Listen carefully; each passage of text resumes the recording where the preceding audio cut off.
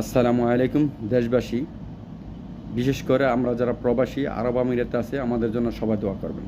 কারণ ইরানের হামলা প্রায় 5টা দেশটির ভিতরে আক্রমণ করছে।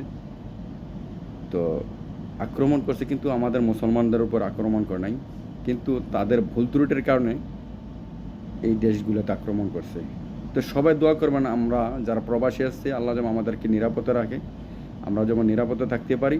আর বিশেষ করে এই দোয়াটা করবেন বিশ্ব মুসলিম যেমন অন্ততপক্ষে ইরানের পক্ষ হয়ে ঐক্যবদ্ধ হয়ে ইহুদিদের ইহুদিদের বিরুদ্ধে যেমন আমরা লড়াই ঘোষণা করতে পারি, আমরা একটি শান্তির ধর্ম যেমন প্রমাণ করতে পারি। এই ইহুদিরা আমাদেরকে আস্তে আস্তে প্রত্যেকটা মুসলিম শক্তিশালী রাষ্ট্রগুলোকে ধ্বংস করার জন্য তারা এই চালগুলো চালতেছে।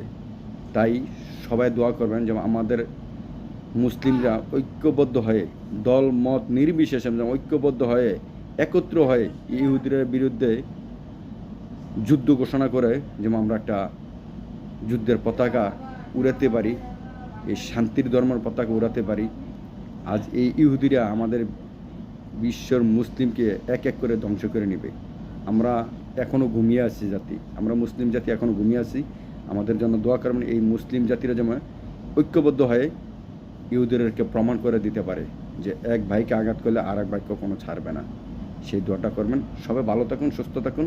আল্লাহ হাফেজ। আর ইরানের জন্য দোয়া করে যান। আসসালামু আলাইকুম রহমতুল্লাহি ওয়া বারাকাতুহু।